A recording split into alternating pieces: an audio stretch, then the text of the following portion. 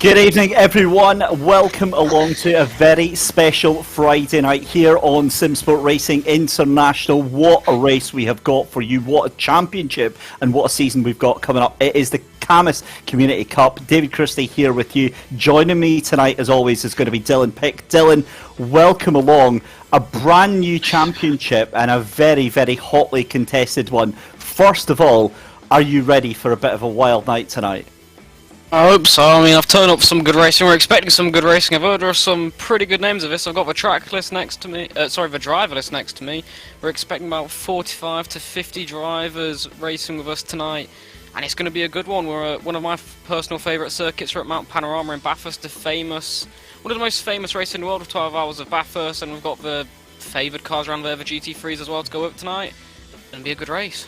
Yeah, it certainly is. So remember, £2,500 of a prize pool. That is what is up on offer tonight, thanks to the wonderful team over at Cammus. Head over to Cammus.com for more information about their incredible brand new sim racing hardware that they are bringing to the market as well. But this is what happened then. We basically opened up the invitation to the community. We said, hey, we've got this brand new championship that we're going to be running here. Do you fancy taking part and winning some amazing prizes? Well, the community answered in their droves. We had 180 entries into the actual competition, up from 300 that registered their interest. There was the preliminary qualifying rounds at Silverstone, and then the first heat at Misano. The qualifying finals took place at Misano to whittle that large number of drivers down to just 45, Dylan, that are going to be taking part tonight. First of a 5-round championship ending at the beginning of August, and some huge prizes up for offer as well. You've got a Cammus base and a direct drive steering wheel as well as the 2 Cammus pedal sets for second place and third place in the championship as well. And the community as well, you guys at home watching, you can also take part in it as well. All you have to do is comment on 2 separate YouTube streams for the Simsport racing, and you can get yourself in with a chance of winning a Cammus DD Base and a steering wheel as well. Unfortunately, Dylan, we're not allowed to enter, which kind of sucks, because that was part of the reason I was doing this broadcast. Oh, I don't really use wheels, so it's fine. So if someone could send me some, or if I could magically find a way to win some, I'll send it your way, Dave. Top man, there we go. Right, it's in. Don't comment. We'll get that one in the books for us. Obviously, we're joking, sort of. Anyway, as Dylan said, we're at Bathurst Mount Panorama tonight for a 60-minute race with a mandatory pit stop. We are in the dying throes of qualifying right now, so let's head over to the track and have a look. And hardly unsurprising to see Yiger Ogorodnikov, Big Bad Yiger in the number 41 there, Dylan. One of the names like Robbie Stapleford, Mikhail Bykov, Dara McCormack, a lot of these names that we see in some of the highest levels of Assetto Corsa Competizione. Yeah, like I said at the start, some big names, big teams who have got the likes of G2 and Williams Esports with us tonight as well. So the level is some of the highest we're probably going to ever get in sim racing, really. This is the best of the best we've got with us, really, bar maybe those in the F1 esports scene. Even then, some of these guys could give them a good run for the money. So we are quite blessed to be able to witness some of these, as we witnessed Robbie Stapleford in the number 81 G2 entry. So yeah, we are really fortunate to be able to guaranteed good racing and with some of these big name teams, some of the best in the world. Well, see, what you've done there is you've associated their skill level with good racing, and as we saw midweek from one of the highest levels of racing championship here on ACC, that doesn't always necessarily equal the same thing. So they're no strangers to absolute chaos and kicking off. We've seen that in some of their previous races with likes of the Simcrids, but we're on board with Dara McCormack here. We can also see picture here, just the concentration going in to the Williams Esports Chill Blast driver right now, as comes up over the crest of the hill here, one of the most incredibly challenging circuits for a driver out there just now, coming through McPhillamy Park, down through Skyline, through the S's, and then into the Dipper as well, and then it's the quick run down towards Forest Elbow, that sweeping left-hander that catches you completely off guard here, but it doesn't even phase Dara whatsoever. You want to be right tight in on that left-hand side, little brush of the wall on the outside there, hard on the accelerator, down through the Conrod Straight, one of the fastest straights here in Australia, through the chase, and then it's on the run down to that final corner here. And again, it looks so simple because there's a lot of space here, Dylan, but during the race, I think getting a little bit of air to yourself is going to be an absolute premium. Yeah, I mean, like I said, there's a lot of cars, a bit of argy-bargy going on, and going back to what you also said about a bit of chaos. Who says a bit of chaos doesn't mean good racing? It's brilliant for the viewers at home. Some of the drivers may not like it, but no, the level of we've got here could also mean they should be fairly clean. But yeah, some parts of this track have a lot of space, but going up towards turn 1 here, we see with the number 420, what a number that is, there's not enough space really. It's a very interesting turn 1 held corner, and it is probably going to be one of the most chaotic turn 1s. It's not a long run up towards turn 1. There's also not a lot of space really, especially even going too wide, so chaos is bound to happen. It is Bathurst, towards very close to you. Again, barely 2 car widths through some of these parts, so they are going over the top of the mountain. So space is a blessing around here, and it takes a lot of respect with the drivers around you to get some clean racing. But like I said, top level of esport or esport sim racing here, they should know really the level of respect needed to produce some clean racing. Well, that's certainly what we are hoping to see, with a minute and a half left to go in qualifying. Still Big Bad Igor Ogorodnikov up at the top of the timing screens. We're currently watching Simsport Racing International's Dean Riley in the BMW. Quite a lot of BMWs out there tonight, as well, as from what I'm seeing. That was about at least 8 to probably about 10 that I've been seeing so far tonight, but also great to see a resurgence of the Hondas. The Hondas kind of been a little bit quiet over the past year or so, and now it seems that they're making their comeback. We're watching Chris Pinchbeck coming out the final corner here, Dylan. Yeah, it's good to see a healthy array of cars. I mean, there's a lot of BMWs, but as you say, the Hondas are back. I didn't even really know they were in ACC. I'm not a big ACC player myself. I do just more stick to the commentating side of things because you don't really want to be seeing me driving more people. But yeah, it's a healthy array of cars. We see one of the Hondas now. We've got BMWs, McLarens, Aston Martins, Audis. I see a Bentley as well. Always. Schlops and the Castro Honda Racing having a bit of an adventure going into the S's there through the dippers. Oh, sorry, going through this. I thought dip was on sooner than that. But yeah, you don't really want to be doing that, but you may as well get it done now instead of in the race, especially on lap 1. A lot of cars going through. You don't want to be playing some bowling here, but it will be back to the pits, and that will be his qualifying over. Yeah, done and dusted, because there's not going to be any time to get back out here. We're still watching Robbie Stapleford for BMW G2 Esports now. He is going to be a bit of a dark horse. We see a lockout for the BMWs on the front 2 rows. In fact, have a look at that. There is a brand new pole sitter right now. Igor Ogorodnikov being knocked off the top spot there by the number 36 of Isaac Price in that BMW M4 GT3, as Robbie Stapleford has had enough. He's off to get his Weetabix before the race gets underway as well. So a huge turn up for the books there, because that was what caused havoc to some of the cars behind him, and that is pretty much going to be qualifying done and dusted. What can Chris Pinchbeck do across the line? And it's still 32nd place, so it looks like Chris Pinchbeck off into the nether realm there. Yeah, maybe his brakes fell, maybe he's having a bit of fun, but a lot of yellows on the track. Not really many improvements. We did see that late improvement there for the pole, 17 thousandths in it.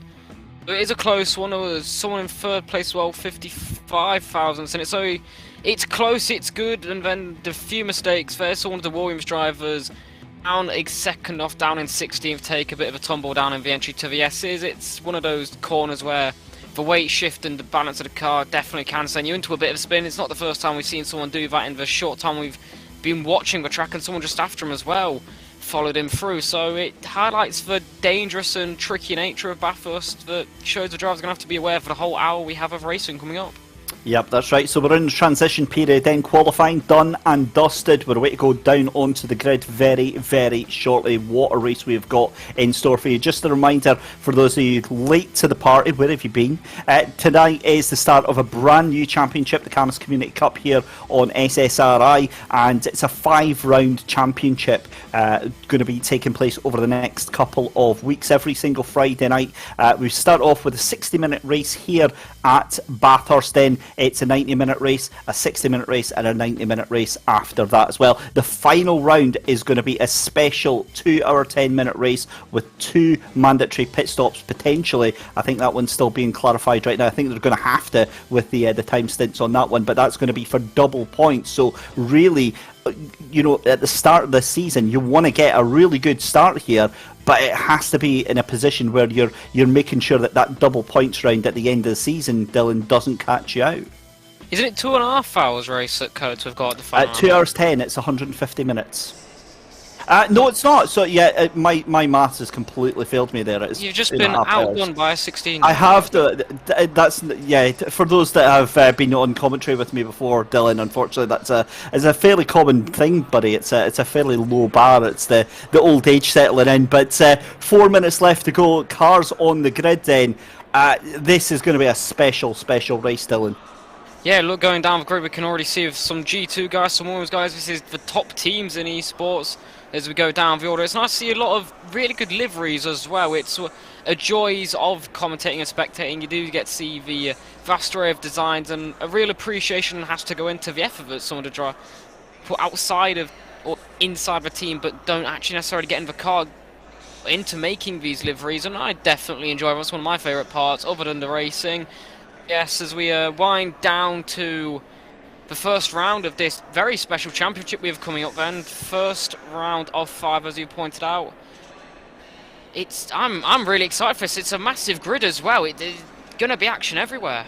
Yeah, it certainly is. So on pole then, Isaac Price for BMW G2 Esports in that number 36, alongside Igor Korondikov in the number 41. It's Mikhail Baikov in the 142 on row 2 with Robbie Stapleford in 4th position. It's then going to be Dara McCormack in P5, and then in the 420 is going to be Wojtek Fiala in that 6th position. Then in the number 3 it's going to be Trevor Wenham alongside the number 71 of Eric Del Fante. That is going to be row 4. Row 5 is going to be Luke Whitehead alongside the 858 of Simone Iezza. And then in the row 6 is going to be the number 85 car of Matteo Petricini alongside the 12th place car, the number 70 car of Vanko Dimitrov. Now, obviously with 2 minutes left to go, we're not going to get through all 45 cars, but you've got then Lucas Sidor in 13th, it's Bani in 14th, Nirola in 15th, Tinko van der Velde in 16th position, Dean Riley managing to get himself up in P17, it's then Walsingham in 18th, Regan Mitchell in 19th, Mead in 20th, Vizloki in 21st, and Tamarchi in 22nd place. That's your top 11 rows of the grid. But again, Dylan, just watching the track plan down the start finish straight here really gives you an idea of how crazy tonight's race is going to be. So many drivers, so many fast drivers, because they all had to qualify their way to get here. It's not like they've just been gotten in, they've already had to work behind the scenes to get to this spot, and they are the fastest 45 drivers out of the qualifiers that we have here, and it does feel like this grid is going on forever, as I can only just about see the back of it. But the depth of field we have here, and the quality that we have, as they had to qualify, they are the very best out of everyone that entered. That we've got about 300 entries and about 180 that eventually took to the track in the first qualifying round. You see there the massive amount of cars on the grid. Turn 1, I'm very excited for, like I pointed out. Hell Corner, Turn 1, it's very tight. It's a very short run down towards Turn 1. Always causes chaos here at Bathurst. It's always exciting, but I am a bit worried about the potential for at least one pile-up somewhere down the grid. We don't want it, but we always have to think that this sort of racing, this type of track especially, it can very much happen. There's also not a lot of runoff either on the exit of Turn 1, so jostling for position and track position is going to be important on the exit of Turn 1, and it also shows that qualifying is also fairly important, as we've got a brilliant shot there of the mountain as well. Yeah, beautiful, beautiful scenery here in Australia at Bathurst Mount Panorama for our first race of this very short season. But I think it's going to make up for it with the action. Of course, we go for the rolling start to get things underway here. Interesting fact though, 10 out of the top 20 cars, that BMW GT3, so that brand new BMW that was brought in, I say brand new, but newish BMW gets brought in. That is obviously the favourite car for our top 20 right now. We've then got 3 Porsches, you've got 2 McLarens in there as well, and 2 Audis. So really, it looks like BMW being the favourite for qualifying. But I wonder how well that'll be able to transfer over to the race. Yeah, I mean, a lot of BMWs, as you pointed out. It doesn't stop. There is a lot of Hondas as well, which you pointed out. It's nice to see they're coming back. I'm more interested if there's a Bentley there. I mean, it's not a car you see particularly much anymore. But the definite favoritism for the past few races, especially in the current ACC meta, is with that BMW. It has. I don't play the game much myself, but I've heard it is very overpowered. It is the go-to car, as most of the grid has pointed out. So you're probably going to have to you're going to have to be the person really with the car choices if it's going to have to enlighten me as well. But yeah, there's definitely a clear favouritism, which potentially shows that it is a bit on the overpowered side there. But the car can be good, but you also then have to have the talent as well to drive it. It's not just It's not just all BMWs leading the top. There's a Bentley in 5th, Porsche 6th and 7th, Audis as well. There's still a vast array of cars in there, so you still have to have that talent. So you may not have the fastest machinery, but you can definitely put yourself up there. It also just comes down to what the drivers are more comfortable with and which car suits their driving style. As everyone drives slightly differently, everyone's comfortable. Some people like a bit more stiff, some people like a bit more loose on the front end. It's all down to personal preference. It's not always about what's meta, it's what you're more comfortable with. Yeah, 100%. Couldn't have said that any better myself there, Dylan. With regards to what the new BMW is like, it's a very boring car because it's very, very easy to drive, very straightforward. It doesn't throw you about there, and I'm seeing Isaac Price shown as in the pit lane. Is that right? That surely can't be right. I'll double check that, but anyway, the BMW, a very, very solid car. It's planted, it's straightforward and easy to drive out the box. Also pretty good on the also very easy on the tyres. Now, I've just been told, Dylan, you heard that as well, Isaac Price, our pole sitter, in the pit lane. So I'm a little bit confused by that. Yeah, there we go. We see our pole sitter in the pits. Very quick shot here. So now it will be, I'm not even going to bother with that name, but yeah, the number 41 on pole. If we can get any information on who is or why that is, it's very interesting. Do you have any ideas why I might be in the pit lane? It's even there because we're obviously watching the cars coming down here, but yeah, I'm very, very confused by that one. But either way, I mean, the car's coming round through Forest Elbow then for the end of the formation lap. Now, one theory that's been pointed out by Martin Pater here is potentially clicking forgot to drive, but or forgot to hit drive, but I can't see that happening at this level, certainly not. Also seeing the prayers in chat that we don't get a start like we saw in the big race midweek. I'm certainly hoping for that as well, but this is a first for me. I've not actually seen a live webcam before of Big Man Jigar Ogorodikov. He doesn't look so big and bad there, but he certainly looks hungry and determined to get this one. But the 44 cars then it is, with our pole sitter Isaac Price not taking to the start. Maybe want to miss potentially some of the issues on that first lap there, but it's going to be Igor Ogorodikov leading the 44 cars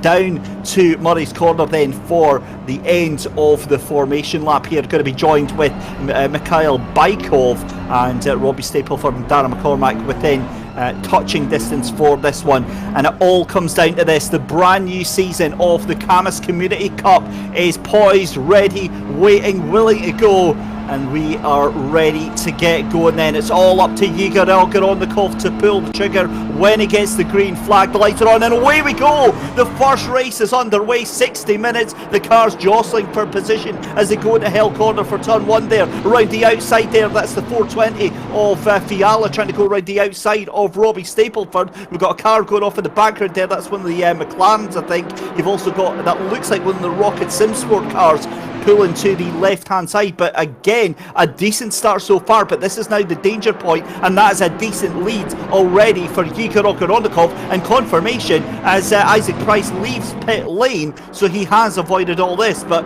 you kind of have to hold and wait and hold your breath here.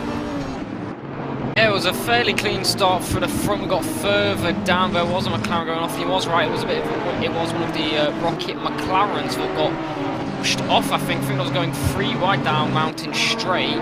So yeah, one of the Rocket cars was forced off, kicking up a bit of dust, but could have been worse. Oh, as I speak too soon, that's down at turn 2 quarry. Chris Vickers, I know our TV director Steve Crowley is not going to be too happy with that, and that is also the pulser to Isaac Price caught up in there. So he might be regretting whatever happened being down in pit lane, but him and Chris Vickers, that is one of the Simsport cars as well, caught up in a bit of, does Chris Vickers have a bit of damage there as he's drifting off to the right a bit there as we go back down to the race. We're coming out the exit of Forest Elbow, down Conroy Straight up towards the chase, and it's fairly quiet at the front so far. Ogrodnikov already pulling a healthy lead, that's pushing a second. This is McCormack for number 14. He's already in a bit of no man's land down in 4th, but the front so far so quiet. It's the back over the bit of argy-bargy jostling, and Luke Whitehead here in the Porsche for number 21 down in 7th, eyeing up a move on one of the other Porsche. I think that's for number 3. That is Trevor Wenham down the inside. Going to try and go forces number 3 off there, and I think it's going to allow one of the Audis to try and cut through. There's going to be a big box in as they go up towards Hell Corner, and Luke Whitehead should have that move comfortably done on the inside line. I think the Audi there is going to try and follow through as well. Yeah, beautiful move there for Luke Whitehead on Trevor Wenham. You see one of the cars skipping across the background there, but we've still got what appears to be 25 to 30 cars within this main pack here, as you see Mikhail Bykov then right on to the back of our race leader Igor Ogrodnikov here, coming under pressure. It's the battle of the BMWs still, as Darren McCormack up into that 4th place, but as you said, in no man's land right now. We've got yellow flags out on the track as well. I get the feeling that's going to be for one of our cars caught up in that lap 1 incident. You mentioned also when the cars was over to the right hand side, that they'll have massive suspension damage. That car was crabbing quite badly, so they'll just be wanting to keep themselves out of any sort of issues there. Little brush of the wall there from Igor Ogrodnikov. That gives the run to Mikhail Bykov, but there's absolutely nothing that you can get done here. Down through the dipper, down through the S's, it's a left right in quick succession. So much fun to drive this, because even if you're a completely incompetent driver like myself, it makes you feel like a complete rock star when you're behind the wheel of one of these things. Out through Forest Elbow, and this could potentially be a move then, because Bykov right tucked up behind the back end of Igor Ogrodnikov, but if they're smart, they're going to work together and try and break away here, Dylan.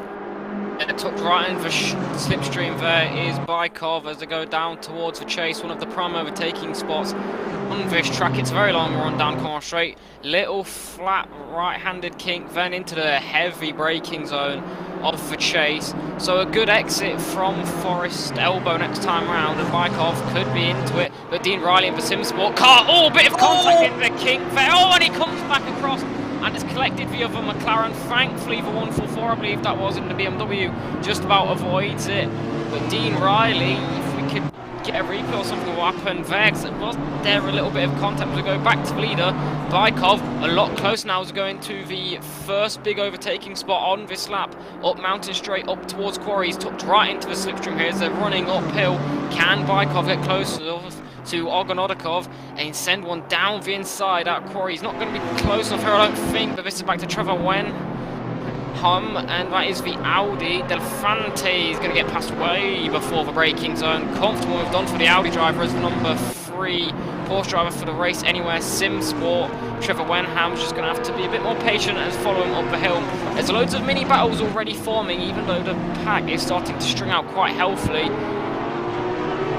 Well, we've had a fairly good opening 5 minutes, Dave. It's been eventful, hasn't it? Goodness me, Eric Delfante here has got Trevor Wenham all over the tail end, and they're going to have to be careful, or at least Eric is, because that Audi, notorious for having a bit of snap oversteer, and that was a huge hit into the wall there for Trevor Wenham there. He's going to have big problems. Now, the other thing that I'm seeing here is the fact that Robbie Stapleford now is within a second of the leader, 7/10 of a second behind Mikhail Bykov. So now we've got a three-way fight for the lead right now, and we're only 5 minutes into this race. In fact, just over 5 minutes into this race, as Igor Ogorodnikov not able to make the breakaway that he was possibly wanting to do, because Mikhail Bykov right on his tail. Of course, important to remember as well, these two are teammates, so I would imagine they're going to be wanting to keep themselves to themselves on this race here. Just going back to that earlier incident with Dean Riley there, that was a horrible incident there, as he got sent into the barriers just on the entry to the chase there. And yeah, I mean, you've got to feel possibly that he could have held onto the brakes there, because he just came flying back onto the track there. But we'll keep an eye on what is going on. I certainly will keep an eye on the stewarding and race control messages whenever they come up as well. But Mikhail Bykov here now, Dylan, that is the sign of a true pro sim racing driver, being able to go up the straight here and have a puff on the vape at the same time. It's made me giggle a bit there, I must say. True talent there by Mikhail Bykov, fighting for the lead of a race with a £2.5 grand prize pool up for grabs, and you're having a vape midway through. You don't want to be doing that midway through a corner, but he's still sticking to the back of Ogorodnikov quite well. But going back to the Dean Riley incident, yeah, he's pitted, I saw, or I'm getting definite damage as well. But I'm more annoyed with the fact I was hyping up how good a move through the chase could be if you follow side by side through the kink there, and then that happened straight after. So I feel like I've maybe jinxed the goodness of an overtaking spot there with a bit of air driving. Maybe Dean Riley took a hit of a bit of the wrong time, should have taken out of Mikhail Bykov's book, and he can really teach him how to do it properly as they go down the S's for what, the 5th time already. It's gone fairly quickly. A good exit from Forestell, where he's tucked right into the back of Ogorodnikov here. So a good exit out, and I think Ogorodnikov has just edged out a bit there. They're on the exact same car setup as well, but he's closer than he was the past few times, within 3/10 now following down the straight. But I think Ogorodnikov just got that little bit to exit from Forest Elbow as we go into the chase. Then I don't think it's going to be close enough really for a realistic move. We are in Australia, land down under, so it's maybe see if anyone's feeling optimistic to try and do a bit of a Danny Rick there. Ogorodnikov getting on the inside curb, touching grass there, and it's got a lot of his momentum. Covers the inside, Bykov switches to the inside there, not going to be close enough, thinks better of it. Will compromise his exit onto the main straight, but it's not a very big one, so you're not going to struggle that much down the inside there. This is the GTWR Esports teammates swapping positions. That's Luke Whitehead getting past his teammate. That is Fiala, isn't it? Fiala, Wojtek Fiala, yes. And now this is a 5-way battle inside the top 10, starting off with Delfante at the front of it.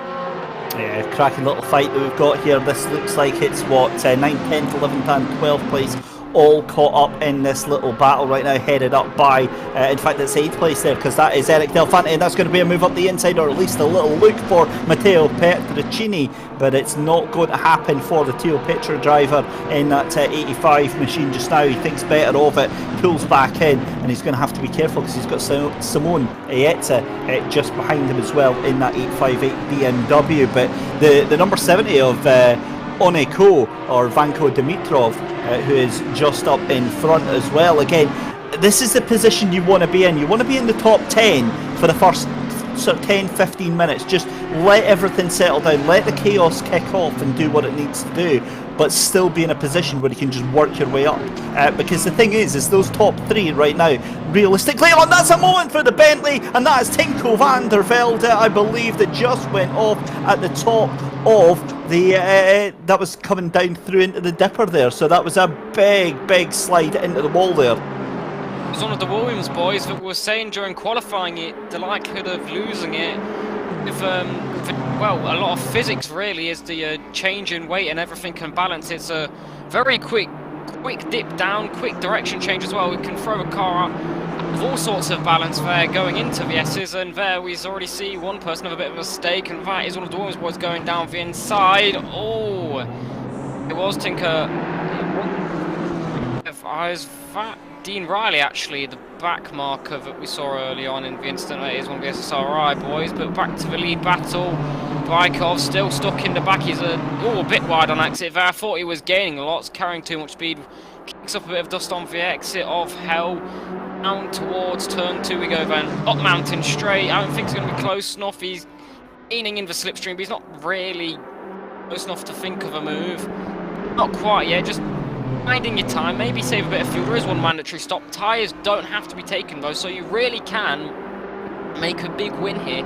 If you can need to take less fuel going into the pit stop, that will benefit you massively. Just sitting in the slipstream here will allow you to save that extra bit of fuel, so you will have to take less and then gain more time in the pit stops, and that could be the potential strategy being pulled out here by Bykov. It's not a difficult track, but it's a risky track to make a move on here, as we've seen already a few people bunching a bit here, a bit of contact, straight into grass, gravel and barriers. It's not something you want to be crashing into, so maybe being a bit more focused on the strategy to get the overtake done in the pit lane is not only a smart, but it's a safe way to get a move done, Dave. Yeah, it could very well be, although I would say that the amount of fuel that he's going to be saving behind Ogorodnikov right now, it's a difficult position to be in, because the two of them trying to get past that back marker there, that is now going to allow Robbie Stapleford to close right up to the back, and in fact there he is. That gap was 9/10 of a second as they started the lap. It's now down to 4/10 of a second, 3/10 of a second now. So Robbie Stapleford is in the pound seats right now, because Bykov will get a boost from Ogorodnikov, but now Robbie Stapleford can absolutely challenge, and this is now a position I don't think Bykov wanted to be in. He was happy when Ogorodnikov and him were out front, had a little bit of room here. Is he going to have to try and force the issue to try and get past Igor Ogorodnikov? That's going to be the main question that we're going to have to be finding out. Confirmation it was actually Tinko van der Velde though that did have that crash there, because he's came into the YouTube chat to confirm it, so we've got to see that. But meanwhile, 45 minutes just over, still left to go in this first round of the Cammus Community Cup here on Simsport Racing International. What a race it's been so far, as Robbie Stapleford gets the run down. This is going to be surely a move up into turn 2, then up the mountain straight. He thinks better of it. He's maybe, Dylan, doing exactly what you were saying there, having to think about his strategy and just happy to sit behind, knowing that Bykov is going to be pushing anyway. Yeah, he lifted off very early just over the crest going into Quarry, as he was hyping up the potential move of NDF. Backed out of it, so yeah, he is almost like he's trying to save a bit. Now, are Bykov and Ogorodnikov on the same team? Yes, they are. Simware.pro by Vides. It's certainly from the other races, and that's what it came up on positive at the bottom right. So they are for other races, and I would imagine they're the same as well. And that's a hairy moment for Robbie Stapleford there. Stays calm and cool though, as he got the face cam. It's wonderful we get to see the drivers. Doesn't even batter an eyelid going through there. Very well saved there by Stapleford, as he stays well in touch as we go down towards Forest Elbow. A bit twitchy ahead for Bykov, very close to the wall, and I think this is where Ogorodnikov is gaining his time, and he's been able to defend a lot better. He's getting good exits out of Forest Elbow and then down the longest straight corner straight in towards the chase. He's able to save, he's able to get that better exit and defend. Doesn't really have to think about defending, because he's pulling ahead with better acceleration down towards the braking zone of the chase, and Bykov is just going to have to try and find a better place to get past as he cuts the curb there a bit. And now Stapleford very close to the back, tries to go around the outside. He has a bit of overlap there. Bykov moves across on him a bit, goes a bit deep though, a bit twitchy. Stapleford gets a very good run, defensive goes Bykov, squeezing Stapleford as we go down towards Hell corner. Stapleford dipping some wheels onto the grass though. We said there's not much space, but Bykov maybe not giving him much space there at all, but Stapleford not bothered at all as we go up mountain straight, towards turn 2 at Quarry. Stapleford tucked right into the background. This allowed Ogorodnikov to pull a second gap as we go over the crest in towards turn 2. Moving over there, trying to tease, going down the inside, then moving back across there, both of them mirroring each other's movements, really. Not much will happen from it. the other thing as well is now that Stapleford is putting the pressure on Bykov, this all started with that mistake coming into the chase that last lap round there. Bykov went too deep into that corner there. You saw him touching a little bit the curb on the right hand side there. That's what allowed Stapleford to catch up, and he's been putting the pressure on, and Bykov now having a fight in his mirrors. And look at how much now Ogorodnikov able to stretch away into the sunshine here in Australia, although again down through the cutting and through the S's, it seems to be that Robbie not as strong as potentially the first half of the circuit. But as soon as they get onto the straight here, if Robbie can still stay behind that car and pressure Mikhail Bykov into another mistake again, we could see anything kind of happening here in the next couple of minutes there. But yet again, you see how that gap starting to eke out, and what was a 2-3 second of a gap between Bykov and Ogorodnikov, now 1.3 seconds here. So some real pressure being applied here, and something you've got to feel here, Dylan. Something's got to give. Yeah, as well as Ogorodnikov pulling ahead, it's going to mean Bykov gets less of a tow from his teammate ahead, and that's one of the rocket cars on the side of the track there. Does very well not to come across the battle. Egan Mitchell car 22 in the Honda, I've just heard, so that might not actually be one of the rockets there. I'm not sure, we don't have what it is, sorry. Really need, whoever's made the entry list needs to put the teams as well as the car. It's very confusing, so thanks to our TV director Steve Proudley for giving us that information there, as they both very good exit out of turn 1, very close to the back now of Bykov is Stapleford. Half a second that gap, and he's going to be pulling even closer, tucked into that slipstream, and Bykov is not going to have any help from his teammate at all going up towards turn number 2 here. But Stapleford not close enough to really think of a move, maybe going back to that strategy we was on about earlier, just backing out of it a bit. We weren't on board, so we couldn't really see. Message from race control, 15-second penalty for the number 998. That is Joe Kayem for causing a collision, if we can get any information on what that incident was. But as you were saying, Dave, going through the first half of the lap, Robbie Stapleford very strong, but we can see he's also got the fastest lap of the race, but very strong over the mountain. When we start going down the mountain, he starts to lose a bit, but climbing it, he's already taken 2/10 of a second out of Bykov ahead. Yeah, and the problem is last time he lost a lot of time going over the grass at the edge of McPhillamy Park here. Now he's a lot closer to Mikhail Bykov, and this could really be something quite different. And again, Ogorodnikov not able to break away as much as you'd think, and that's a stunning exit out of the corner there for Stapleford. Let's have a look though at Simone Iezza around the outside of the number 18 there. That is ballsy move there, and he's got it done. The 18 of Romain Jacquard has been sent to the wayside, and that is a hell of a move round the outside. Fair play to Simone Iezza for making that one stick. Brilliant stuff. And again, another point, you know, proven there is the fact that it doesn't matter where you are on the circuit, there's always going to be battling going on. Also, I'm seeing Simone Iezza is the top car in 19th place to have done their pit stop. So, I mean, that is a turn up for the books there. That could be a huge gain for Simone when the pit stops actually do come through. Oh yeah, Iezza, he races in the Simsport Racing Endurance Series, and his team just dominant in the last round at Catalonia, which I had the pleasure of commentating alongside Chris Hill. Got me doing 7 hours of that. Simone Iezza, he's a brilliant driver, he's very quick, he's very good in battles as well, very dominant, so expect to see him at the back end of the race as well, as we see 2 Garage 59 cars. It is Alan Zidivot. Do have a go at that one. That is too many accents for my tiny brain to be attempting. With the number 20... What? Ziltsovic. Zilzovic, Alan Zilzovic, that will take all 5 weeks getting used to saying.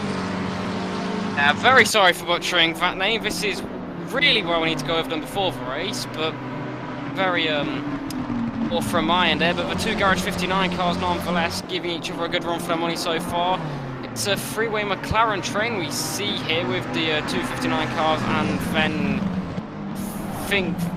Who's that further back? I can't tell what team that is. That's 95 of Davide Bocage that's just behind them. And of course, Dylan, who's in front, of course, is the 188 of Aidan Walsingham, who's going to be absolutely raging right now because he was one of the cars that was involved with Dean Riley in that lap 2 incident earlier on. And also, as we cut back to the leaders, what has happened to Igor Ogorodnikov? Remember, that gap was 1.4 seconds, now down to 0.5 of a second. So something has happened. Oh, maybe it's been a back marker, but Igor Ogorodnikov looks like he's going slowly.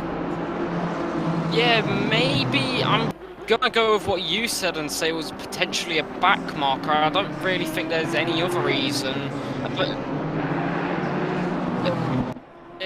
maybe he backed out and just paced himself a bit more. He's had the clear space to maybe do a bit of fuel savings. We'll go back to the strategy aspect of it maybe, but it is a track that punishes you. Even when no one's around you, you very much have to focus on not making mistakes, so who knows? I would put my money on it being a back marker, but I can't see anything down with these lot further down Mountain Straight, so it may have been a little touch of the grass or something. It is very easy to make a mistake around here, but nonetheless it makes it more exciting for us. Absolutely does. We're currently watching Trevor Venom for the Race Anywhere Simsport team onto the back there of Wojtek Fiala in that 420 machine coming up through into turn number 3. Turn 2 even, up through Griffin's Mount, then up through the cutting and then into Quarry Bend. This right-hander here at the ends, and you can see the car power sliding on the brakes there. That is Trevor Wenham getting all sorts of wrong going into the left-hander there. You saw the back end of it washing out, a little clip of the curb there for Wojtek Fiala, but the two of them get away with it, trading little hiccups on the lap here and there.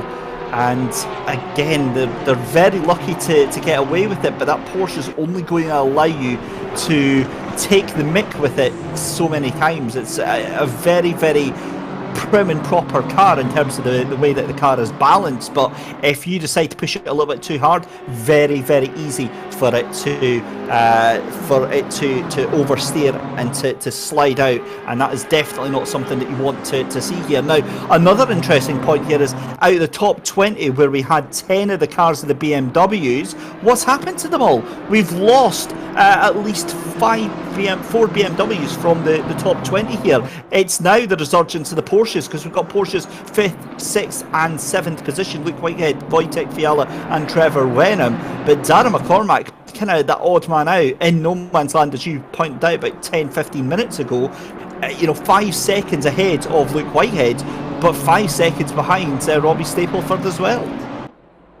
Yeah, I would put my money on the BMWs. I can see a lot of BMWs have pitted, so I would say a lot of BMWs have probably been caught up in the midfield action. I mean, there was a lot of BMWs in the midfield where a lot of the lap 1 chaos was.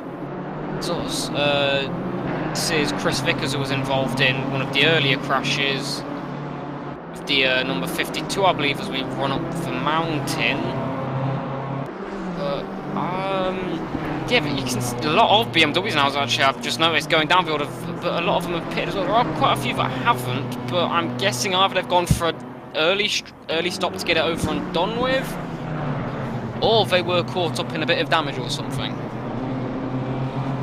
Yeah, we'll certainly wait to see. So many stories, unfolding in front of our very eyes over the course of an hour, and whoa, that was a big moment there for the number 52 right in front of him, and that was very, very difficult to watch because Matt Johnson almost getting collected there by Chris Vickers. Johnson too deep into the left-hander there, and we're seeing more penalties coming through. The Honda, the number 11 there, I believe is that Dennis Schupps. It is Dennis Schupps getting some sort of a penalty there. Oh, that's a huge hit for the Porsche in front. Trevor Wenham, I did say it was only going to be a matter of time. You cannot allow yourself to make these little slip-ups. That was a hard hit into the wall. I'd be very surprised surprised if there is not huge damage as Robbie Stapleford now back onto the tail ends of Mikhail Bykov, and this little pendulum that swung out and given Igor Ogorodnikov a 1.6 second gap is now closed right back in, and yet again we've got 3 drivers for the top 3 within 7/10 of a second. That's going to be Eric Delfante trying to hold on to that position from Trevor Venom. So again, after that contact, no real issue for that car, that Porsche of Venom, but Trevor Venom decides to go into pit lane. In fact, it was Delfante that got ahead of him there, as we see coming up Mountain Straight then, nearly at the halfway point in this first race of the new Cammus Cup Championship, the Community Cup, and Robbie Stapleford in that 3rd position, but it's big bad Igor Ogorodnikov in the lead ahead of Mikhail Bykov and Robbie Stapleford in 3rd position, Darren McCormack in 4th, Luke Whitehead in 5th, it's then going to be Wojtek Fiala in 6th position, Eric Delfante in 7th position as well. Then you've got the number 85 car in 8th position of Matteo Petracini, and then in 9th it's Trevor Venom, and then Oneko in 10th position, rounding out your top 10 then out of 45 cars that took to the start of this race, Dylan, and I certainly wouldn't fancy my chances taking part in this race tonight. No, I would have been in the barriers long ago. Probably would have done it on the formation like myself, as Robbie Stapleford decides to venture onto the gravel there on the exit of McPhillamy Park for not the first time this race, but he's already back in contact with the rear of Bykov as we go down towards Forest Elbow for the 12th time this race. Right, I mean, Championship has started off so well. This race has been so good. I've only just noticed we're nearly halfway through the race, so we are going to be approaching the pit window really for the drivers that haven't had any major issues, I'm guessing, I'm guessing some drivers, or majority of them, would want to split it half and half and balance their stint with the fuel. So, I mean, there is the mandatory pit stop. Some might try and take the fuel as long as they can and just go in for the pits and take a litre or something and be a bit cheap in the final 10 minutes or so, but nonetheless, we are riding on board with Mikhail Bykov as we go towards the final of 23 turns here. Bit wide, missing the apex and right onto the back now. Robbie Stapleford will allow himself to close right up. Bykov doesn't budge, doesn't go defensive. Peaking a move there is Stapleford as we go towards Hell Corner. Drifting a bit wide, both of them onto the green Astro strip. You don't want to be running any further than that. There's a back marker coming out of the pits then, and automatically it was one of... It's like the Bentley in the background trying to dip in towards the slipstream, showing the desperation needed. Every little helps here, but back to the lead battle, the G2 driver of Robbie Stapleford. Still, nothing has really budged between these top 3. You're thinking that Stapleford's getting closer and closer to Bykov, and he could just pinch a move here, or at least attempt something, maybe a bit of a Simonietz around the outside here at the cutting. But so far they've all been able to hold their own here, and when one gets close enough they then make a bit of a mistake. So it's who's able to hold the nerve, who's got the bottle, I guess, is maybe what this race comes down to. I mean, we still have to stop as well when strategy. We don't know what behind the scenes in the cockpit these drivers have been doing. Well, we do know Bykov's been having a few puffs to his fate, but other than that,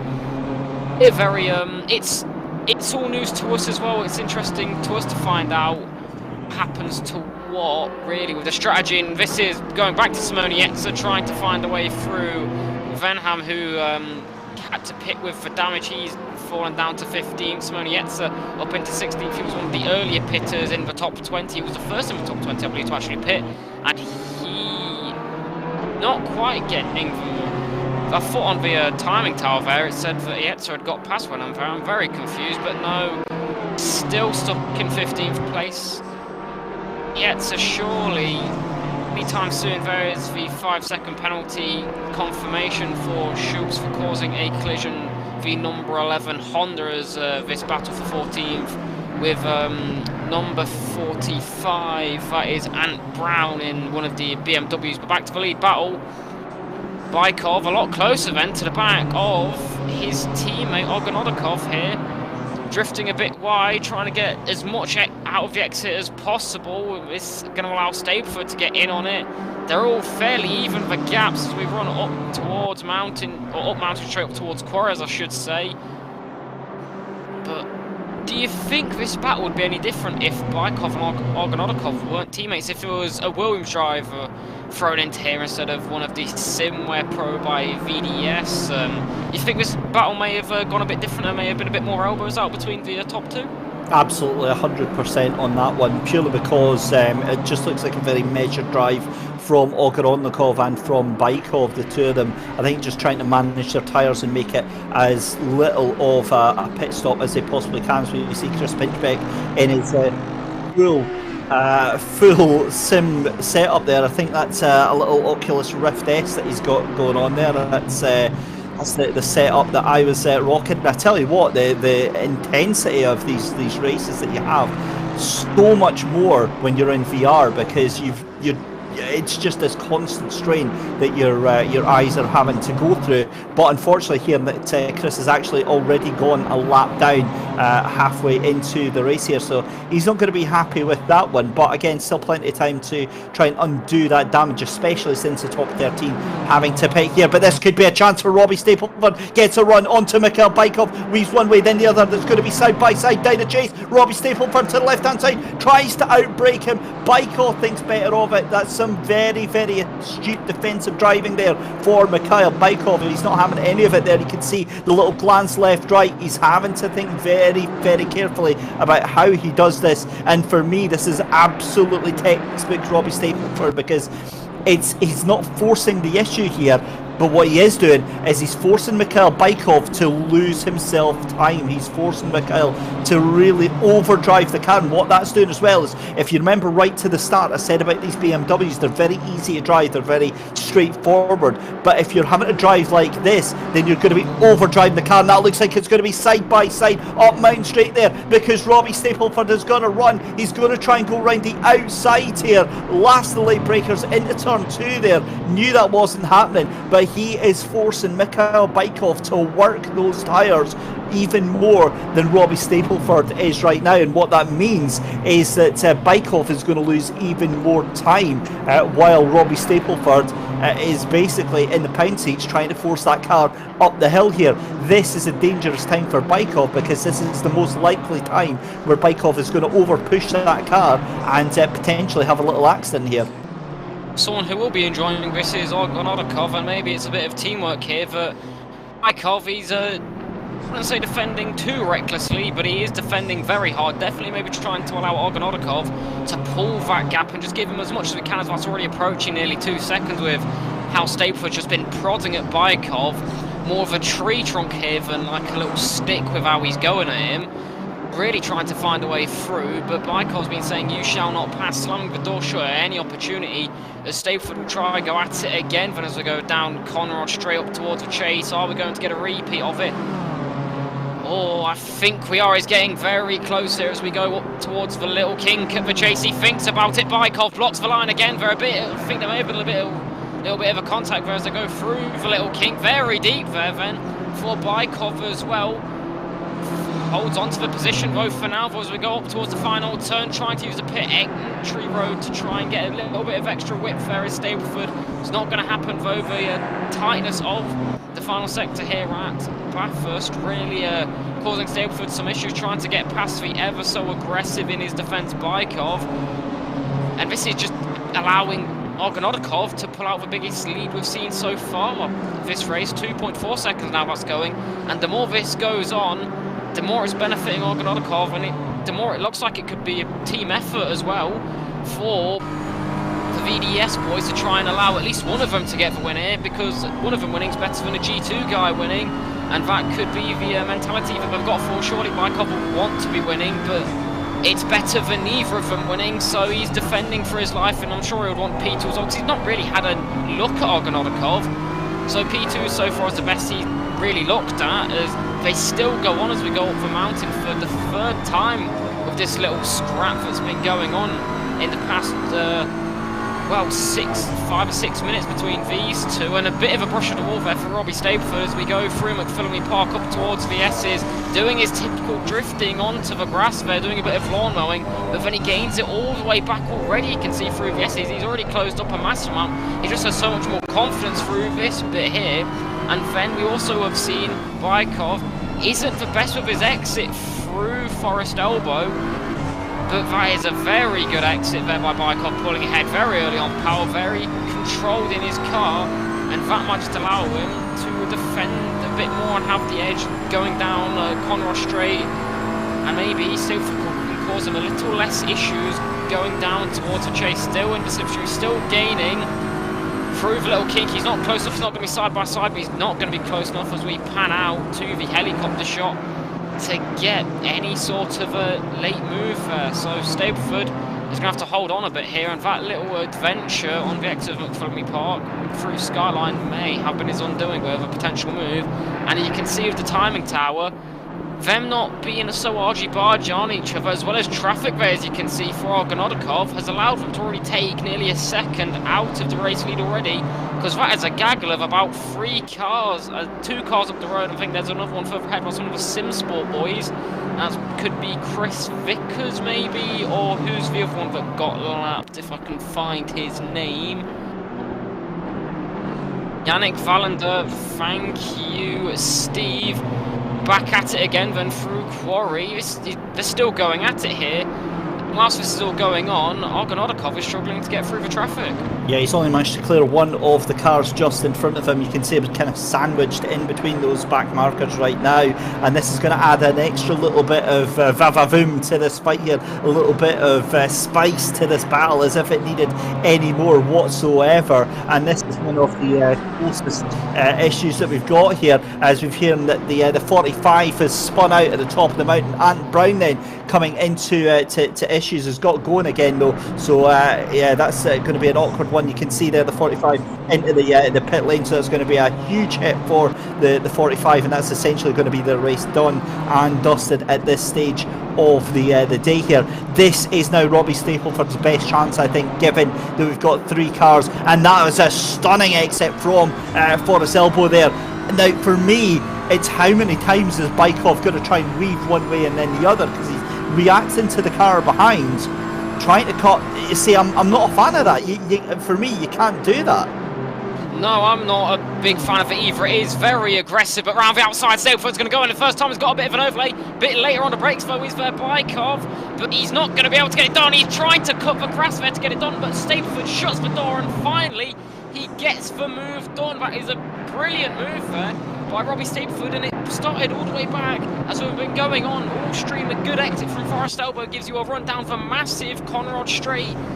Stapleford can finally get a sigh of relief here, but now it's not going to be over yet, because he's got to clear that traffic, and that traffic could add, as well you put it, I do like you, the way you described it, a bit of vavavoom into this little battle, so it's not over yet. We've still got 23 minutes of this as well.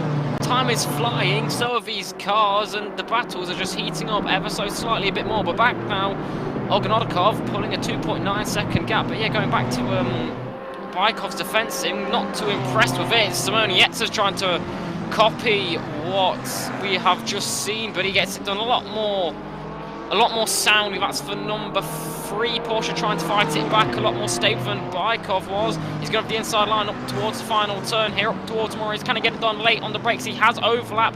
Yetza's going to have to give him space, and he does. Very clean racing there by the Italian. Round of applause to him, but he's still going to be fighting it all the way. It's going to be a drag race all the way down towards turn 1. Switches to the inside line there, but not close enough, and now there's a very good battle now. Oh, look at the traffic here. This is a recipe for disaster. You don't want to be meeting the cars down at VS's of all places. And, well, this is now like a 6-car train with second and third trying to get their way past here. And all of these cars are all going to be in their own little battles. So they're not going to be wanting to give away as much as they can. There's a move. I think that's actually blue flagged as well for the yellow BMW. But it's one of the back markers doing a bit of lawn mowing there for Bykov, trying to let him through. So we've not been able to talk about the original point that was going on towards Bykov's defensive skills and how it may be a bit over the line as he's been pushing Stapleford over the line. And I think with a bit of to actually talk about that now, yeah, I don't want to say it was too far, but he's been weaving it very late, and we saw down the main straight earlier on in the race. He did push Stapleford off to do some lawn mowing, so it's at Stapleford, the joys of having the driver's face cams with it.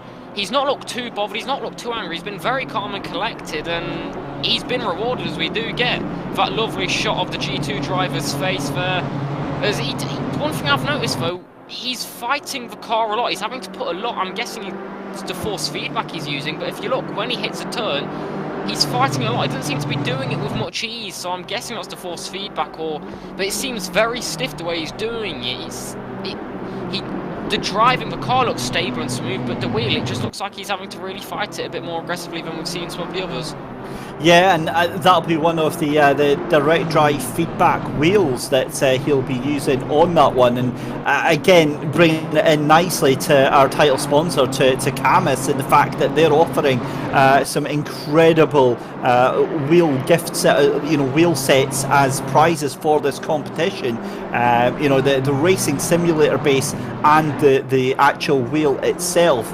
A 15 Newton meter torque motor that is inside that wheel base, so heavy enough to cause some serious damage, and that's why all of these servo based these direct drive wheels that are out, they all have that big massive red stop button that you're maybe not used to if you've picked up one of the budget brands to get you into sim racing here. So direct drive wheels offering you unparalleled levels of realism, immersion, being able to feel every small granular detail of the road, and especially when you pair it with an incredible sim like Assetto Corsa Competizione, it just gives you that wonderful realism and that sense of actually driving the car there. So remember, to our community as well, for you guys out there watching at home, you can take part and win as well.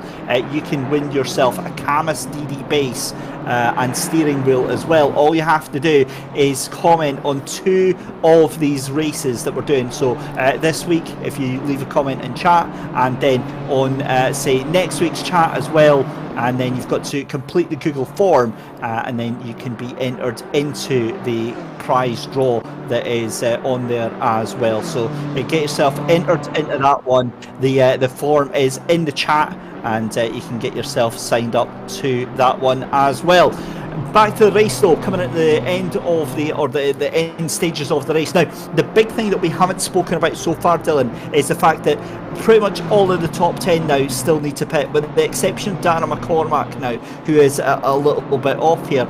Pit stops have got a big ability to throw hammers, a big sort of stick into the wheels of these races.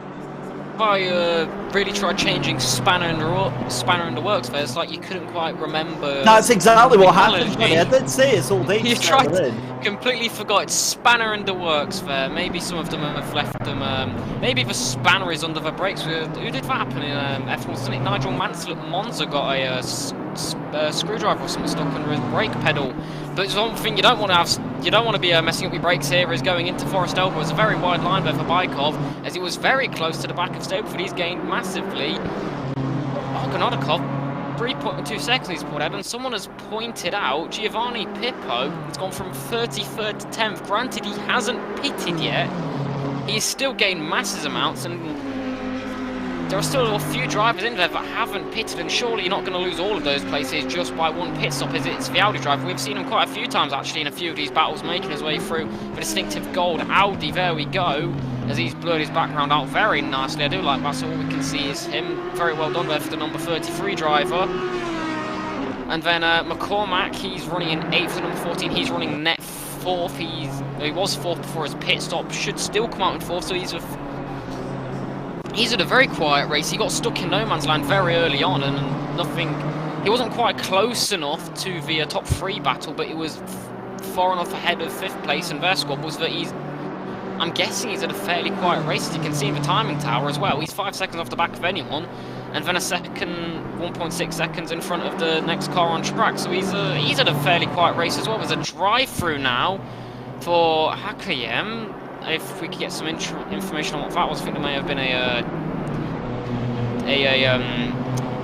a race director thing pop up that we didn't notice in our conversation. We're too engrossed in this race. Shows how good the championship actually is, and I think he has just gone to serve it there. A license point for causing a collision, failed to finish the race. There's interesting. You might have some more information on what that means for us, Dave. So it's a license point and because they've not been able to finish the race, they can't apply the penalty, so they get a licence point instead, and that carries over for the rest of the championship as well. So again, you're putting massive holes in your championship contention before you've even left the first round here. So it's going to be a difficult one, but by no means they're not unrecoverable. But when you consider the quality of this field, I mean, ideally for the championship, you're going to want to be in this top 10 for this first race. Yeah, and as we've seen as well, lap 1 on some of these tracks can be absolute chaos. So even if you're not in there of the top 3, top 5 sort of thing, being in the top 10, being there, a massive pile-up at turn 1 could happen in the next race. So just anything. Things can happen, mistakes happen. These drivers, as good as they are still human. Anything can happen in the next 4 rounds after this. So maybe if you're 10th now, it takes one race of, say, Ogonodikov has a mistake or even just a problem with a back marker. These are all things that happen in racing. It's the unfortunate nature of it, sim racing or real world, that can then mean that you then move up the order and you can win a round and your fortunes change. So you still need to be up there, and getting those penalty points is not really what you want to be having early on. No, absolutely not. And just on that note about the top 10, obviously with the amount of prizes that are on offer, one of the other prizes is the driver's prize draw, and what that is a Cammus direct drive base and steering wheel that gets given. It's a draw taking place between the drivers, and you're eligible basically in the qualification races and the championship races as well. If you enter and finish the race not more than 3 laps behind the race winner, you get an entry into that draw. So you know, ideally you could have like 4, 5, 6 entries into that, as long as you finish those races within 3 laps of the leader, and get yourself one of those fantastic Cammus direct drive bases and the steering wheel package. Yeah, there's a lot of money being put into this. Great work there by Simsport and Cammus, working well together to provide what hopefully will be an amazing championship. If this race has anything to live up to it, we'll just get better on, and as the race goes on, as the championship goes on, it should be brilliant. I'm looking forward to spending the next 4 weeks after this doing this. It's brilliant, and I want to know where all this money's coming from, and if we can have a cut of it, Dave. They're putting a lot into the prizes. Where's our cut of it? Well, the thing is this has all been Cammus's idea. They wanted to make a big splash, obviously, a brand new brand to the sim racing world, and they wanted to make a big headway, and they thought, why not get involved with one of the best communities here in ACC?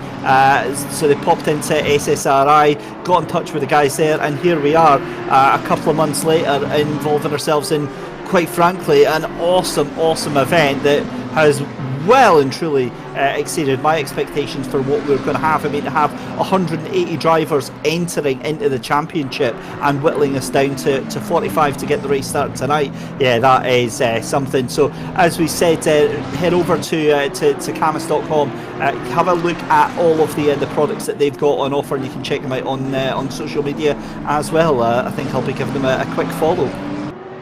Yeah, definitely, I'll be joining you on that one as well. They have provided the opportunity for this amazing championship to happen, and it was saying it like it's the end of the season. We've got 4 more rounds of this, and I know you're going to be enjoying it. And don't worry, next week as well, it's even longer. We'll get an extra 30 minutes added on to 90-minute race next week at Watkins Glen, so it's 50% more action. The race has flown by, Dave. I mean, I don't know where it's gone, and we're still what's going on track, and the number 420 has a penalty for cars, 10-second penalty for causing a collision with car number 3. Car number 3, that is the Trevor Wenham. He's really been in the wars today so far. He took a massive hit into the wall, I believe, didn't he, per VS's earlier on? Yeah, he certainly did, but it's been a fairly average recovery drive for that car just now, as we cut back to Simonietta just behind that the Porsche of Trevor Venom in the number 3. Just now also got to Isaac Price. Now that was the car that started stone last. Remember, missed out on the start of the race, was in pole position for the start and all the way back up into 14th position. That's a big clunk off the wall there for Simonietta, but 11 minutes left to go, and that is going to be big trouble for the BMW. Can they get it slowed down in time for the Dipper? Yes, they did, and I've got to be honest, Dylan, that is a massive get out of jail free card. I was more worried he was going to cut across on the line of the McLaren. That's one of the back markers there, and he was going to be causing them some issues as well. But thankfully he was able to control it very nicely. We were singing his praises earlier about how good Simonietta is and how calm and controlled he is, but there just a lapse of judgment there, a lapse of concentration. As we've said, this track, it punishes you. Even when there's no cars around you, you need to be 100% in the zone. And it's just added on that we have nearly 50 cars on the grid as well, so there's always a car around. You don't really get any breathing room unless you're McCormack in for number 14. He's had a very quiet race. I'm sure he's going to be loving it so far. And when everyone else has done their pit stops, he should move into 4th, I believe. But we also have to wonder if Isaac Price didn't have that pit issue as he's in 14th. He could be right up there in the top 4, and that would be 2 G2s and 2 VDSs in there, and the battle could have been even better. So it just... there, I've just been told in my ears, is the current fastest man on track as well, so maybe it's not over yet for the Swineva, because he should be in that 4th position. He's currently flying around. He doesn't have the fastest lap, but fastest man on track right now, as we do get to see the Williams driver herring up the top of the mountain edge. And crowding today as well, I must say. It's a lot better than the other SSRI event that I've done on ACC at Catalonia. It was absolutely dead. I made a joke about that, saying that Steve didn't do a good enough job promoting it, but now he's done an absolute wonderful job. So thank you, Steve, for everything you've done so far, especially tonight with the TV direction. We really couldn't do it without you. But yeah, McCormack flying so far, trying to get himself into the top 3. He definitely wants a new wheel, it seems. But this is Aidan Washington in the Garage 59 car. He's being hunted down by one of the BMW's Antomacci in the wow, there we go. Ooh. Igor Ogonodikov, we pan to the race leader. The gap's coming down 2.7 seconds, and Bykov is in the pit lane now, so he's had a bit of traffic to cut through Ogonodikov. That's probably one of the reasons why he's lost a bit of time. There's a penalty there for Fiala. There's a warning for car number 142 for blocking car 81 as well. That's Bykov. Mikhail Bykov, yeah. So that'll be the conversation we had about those moves that Stapleford was repeatedly trying to make there, Dylan, and obviously Race Control have said no, we're not having any more of that. And I've got to say, Dylan, as well, you're very brave about Steve when he's got control of the almighty mute button. I am certainly never that brave, so all hail King Steve on that one. But yeah, I have to echo what you were saying there. Incredible to see so many people turning up for this this Community Cup, this wonderful Cammus Community Cup here, and through to this final start of the championship as well. Here we are with Ian Walsingham for Garage 59 now. Again, one of the swathes of drivers now that have done the pit stop here. Now all eyes and attention really now has to be on that top team. In fact, Bykov now with a 5-second penalty that's gone in there as well, so he's already had that warning. I wonder if that is for something else potentially. That is another issue, as Wojtek Fiala has the 10-second penalty as well. I didn't quite see. There we go. That is then, so that is an escalation of that warning. 5-second penalty for dangerous driving, and I've got to say, I think Race Control's spot on the money with that one. And that now throws it to a 2-car battle for the lead, because now it's just Igor Ogorodikov and Robbie Stapleford. And quite honestly, 3 seconds coming into a pit stop here, I am not feeling comfortable at all here. Well, I'd also point out McCormack has jumped Bykov in the pit stop, so it shows the pace that McCormack has, and he's definitely going to be trying to get himself into this battle. So don't go back to saying it's a two-way battle for the lead right now, because McCormack is flying and anything can happen. There's going to be a lot of lap traffic for both Ogonodikov and Stapleford to deal with as well. Well, anything can really happen as Fiala into the pit lane. And no, I'm not being brave mocking Steve. I was singing his praises. I was just going back to an old joke from one of our previous streams, trying to promote the other championship as well. Because all SSRI do is brilliant racing. I've not commentated a bad one. I don't know about you, but everything I've done with these lot I've thoroughly enjoyed, and I'm very thankful for the opportunity that Steve has given me here. And I'm definitely looking forward to doing the next 4 weeks with you here as well, as we see Isaac Price trying to claw back, because we still don't have... Do we have any news on what actually happened? We don't.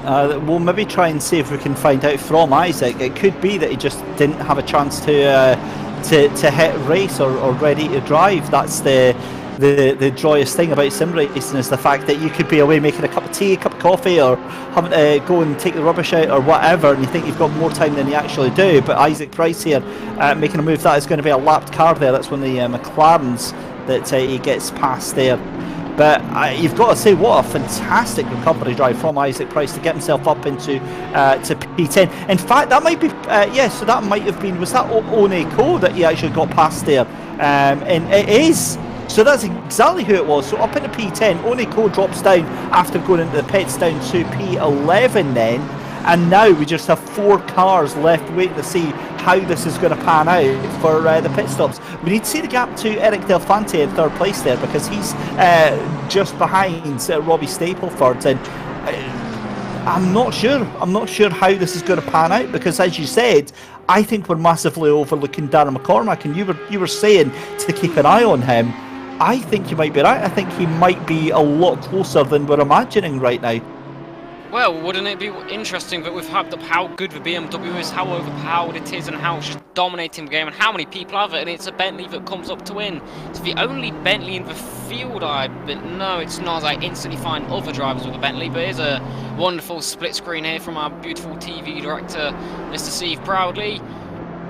Front picture of that is Stapleford and then Darren McCormack.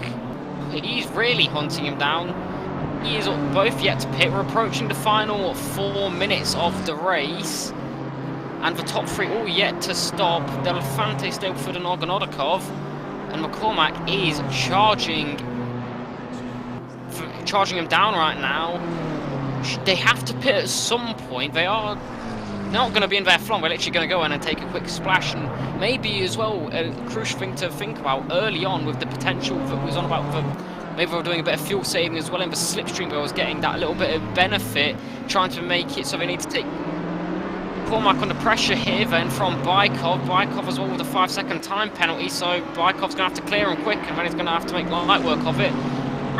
We've not really seen Bykov's offensive play yet. I mean, he's been tucked behind his team, so he's going to be a lot more calm and collected, not really risk anything. But against Stapleford, he was very aggressive in his defence.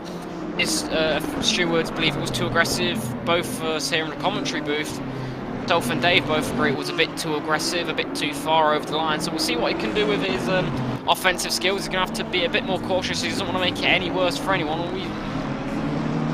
He can just follow with McCormack. The pace McCormack has right now, he is hunting down Stapleford. But as I was saying with the 2 of the top 3, with how long they've gone as Stapleford does come into the pit lane, it's going to be a quick splash and dash really. They're not going to be in there for long. In fact, is someone going to knock the pit speed limit sign halfway down pit road? Disgraceful. Absolutely. See, this is what happens when you let sim racers do anything. They knock it down. I'm trying to think back actually. Dan King, I'm positive, months ago, actually ended up getting DQ'd from a race because he knocked over one of those pit stop or pit limiter signs into pit lane. That was yeah, never mind. Right, so Robbie Stapleford has done his splash and dash, and this is way too close. He gets out of pit lane and pulls in behind a bunch of back markers as Darren McCormack then comes out behind. So Dara is going to have 3rd place eventually once this all clears itself up. And for me, if I'm Darren McCormack, I let Mikhail Bykov go, because there's no way he's going to get that 5 seconds back within 1 minute and 50, so within 2 laps of this race here. So yeah, let him go, let him do his own thing, and just know that he's going to end up being absolutely fine here. But Robbie Stapleford comes out 30 seconds behind Ogorodnikov, and surely all eyes have to be on the number 41 now. Yeah, I mean, I guess pride is on the table as well for McCormack, but maybe he's got some hope he can still have the speed to chase him down, but definitely with how little time Stableford lost. And we'll go back and reiterate, they probably were doing a bit of fuel saving in the draft earlier on in the race. It probably has helped them a lot, and with how long they've gone, now with 3 minutes to go, you've probably had to only take a few litres of fuel there to the end, and it's really well managed there by Stableford and Ogonodikov, who should be coming in this lap then. If not, it will be quite a way to throw away what has been a brilliantly orchestrated race, and in comes our race leader, and Delfante as well should. So hoping for a clean stop. You don't want to speed in the pit lane. Make sure you keep the speed limit all good. Don't go sending the speed limit board flying. You don't want to be doing that either. So in comes our race leader then, and here is our second place man. Be Stableford caught in traffic as well, and this is another reason I'm guessing why McCormack won't want to let the bike off through. Is any traffic can cause issues and can be on the back of second here on the last lap. It's unlikely going to happen straight in. Oh, this could be huge. This could be absolutely huge, Dylan, because Ogorodnikov went in, and I think actually Robbie Stapleford got the benefit of the toe down there. And there we go! Robbie Stapleford's going to be side by side with Igor Ogorodnikov as he comes out of pit lane. That gap now down to what looks like just 0.8 of a second. We have got a race on for the final lap of this Cammus Community Cup, round 1 here at Bathurst. And look at this, what a battle we've got going on between Igor Ogorodnikov, who gets held up by some lap traffic. That's going to cost him dearly. That's going to cost him 2, 3, 4 tenths of a second, but then it also catches out Robbie Stapleford as he can't get past. Oh, flashing the high beams there, trying to get black cars out the way. They're in their own little battle as well. But nonetheless, we've seen how good Robbie Stapleford is up this top mountain section, very close to the wall. He's really pushing it to the limit here, the G2 driver. He desperately wants this race win, getting maximum points in the first round would be really wanted for any driver here, but is it going to be Ogonodikov or is it going to be Stapleford? I don't think Stapleford's close enough ready to be putting anything through here, but the tyres, the strategy has been taking no tyres. Ogonodikov looking cool as ever, but so has Stapleford. Both drivers barely batted an eyelid all race through Forest Elbow for the final time, then don't be scraping the wall. But I think that was a fairly good exit, gaining a bit of time there. Stapleford tucked in the toe now. Stapleford's actually gaining massive amounts of time. He's tucked right into the background as we go down. Conor straight for the final time. Is he going to be able to gain enough though? Tucked in the toe, I don't think he's going to be, but is he going to be able to put the pressure on enough to maybe force Ogonodikov into a mistake? He's gaining towards the kink we go. He's getting close. Is he going to think about a late move? Is he going to try go around the outside there, late on the brakes for Ogonodikov though? Hugging the inside line for his life there. Makes the apex for the second pot at turn number 22, up towards Maurice for the final time then, and Ogonodikov bearing any mistakes through Maurice should get the race win, and it's very deep for Stapleford, and Ogonodikov will come across the line to win round 1 of the Cammus Community Cup, and you can see with his face cam there, jubilation from as he lets out a scream, and Dara McCormack, after having a very quiet race, will come across the line to take third, and Bykov with his penalty. Gons will drop all the way from a potential second, with McCormack passing will now go down to 4th. What a finish to that race. That was incredible. As you said, you could say exactly what it meant to Igor Ogorodnikov to take the win. Robbie Stapleford in second place, Darren McCormack in third, Mikhail Bykov was in 4th position there. He'll hold on to that. Luke Whitehead in 5th position. Eric Delfante in 6th position is going to be a 7th position there. Fantastic result for the 85 of Matteo Petrocini. And then it is going to be up the inside door. That is going to be a move right on the line there. And I believe, was that a lapped car that was getting past, because Oneko gets away. I think that was actually Lucas Sidor who got his way past Oneko right there.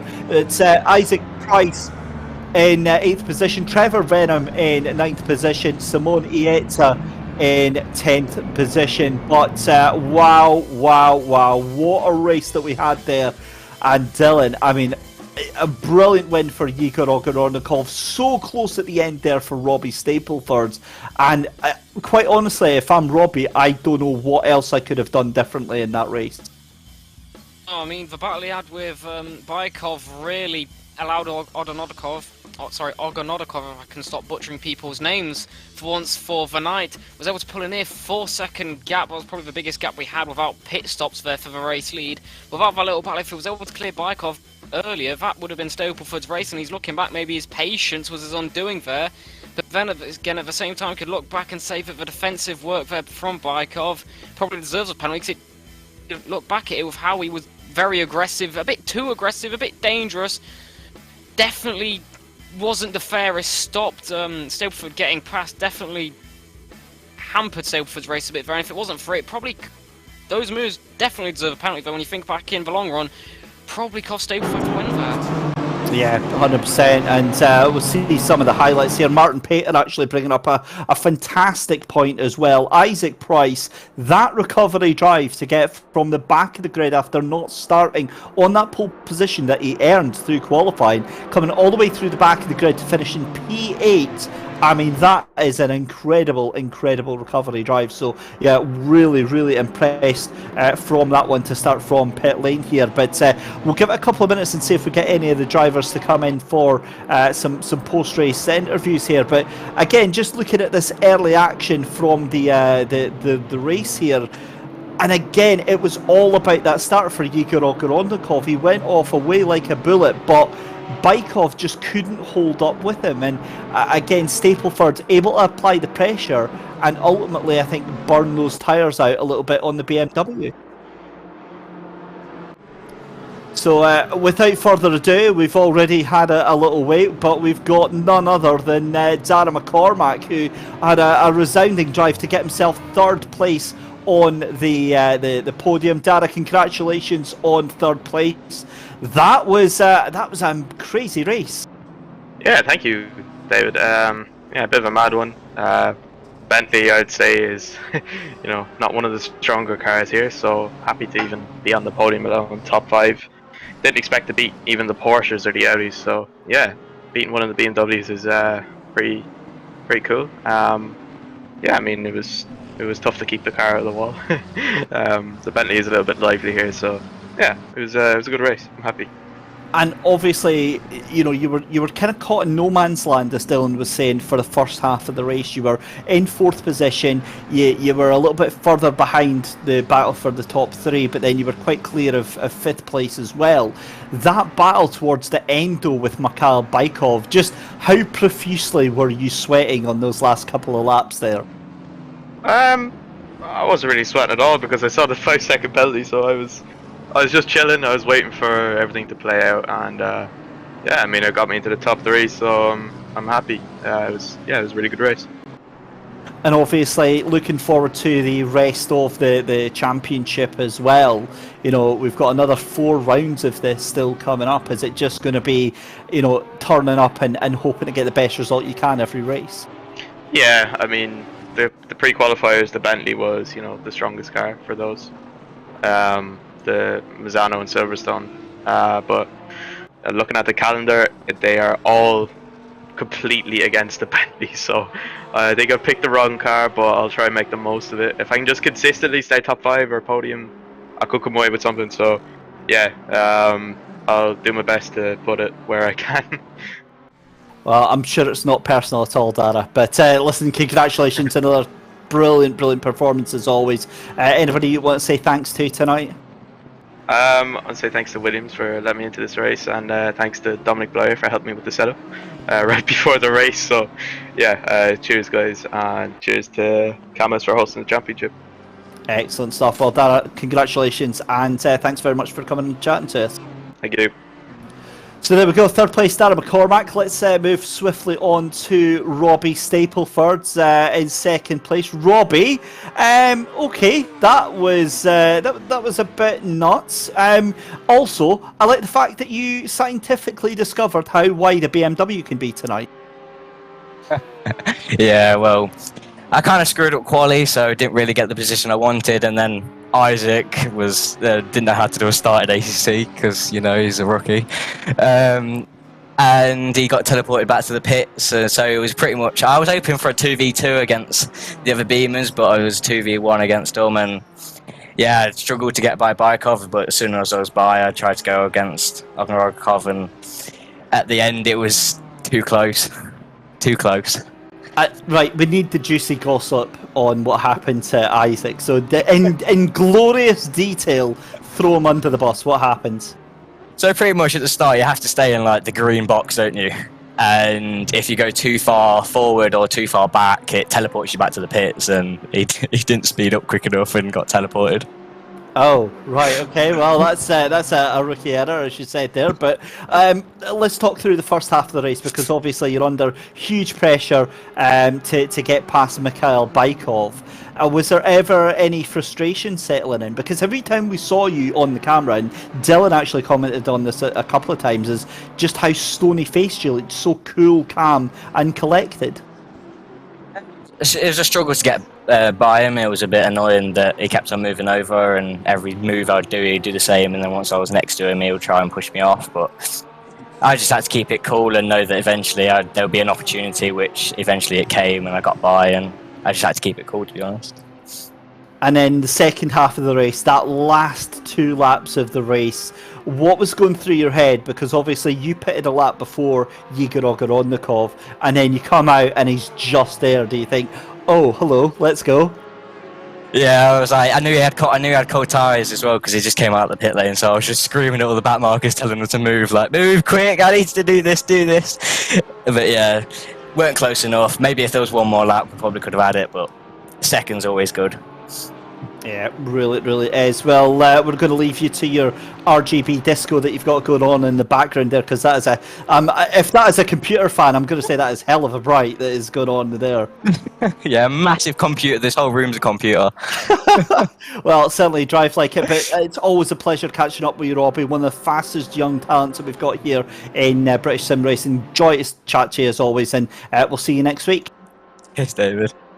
So there we go then, Robbie Stapleford in second place, and it doesn't look like we're going to get a chat to Igor Ogorodnikov. And obviously English is, I would say, his third language, but he's always great to come and have a chat where possible. So we pass our congratulations on from all of us here at Simsport Racing International to Igor Ogorodnikov for a very well-deserved victory tonight. But Dylan, the Cammus Cup underway, your final thoughts?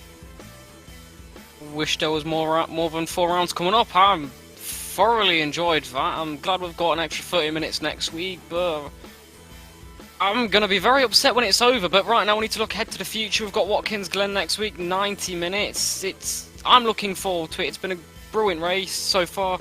It's going to be a good championship, and I'm very excited.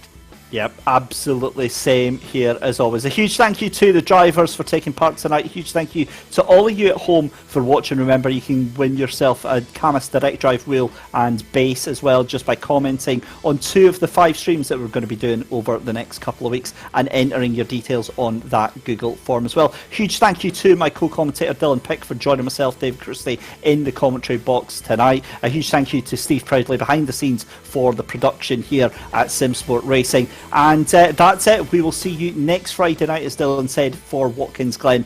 So on behalf of everyone here, have a wonderful weekend, and we'll see you next week.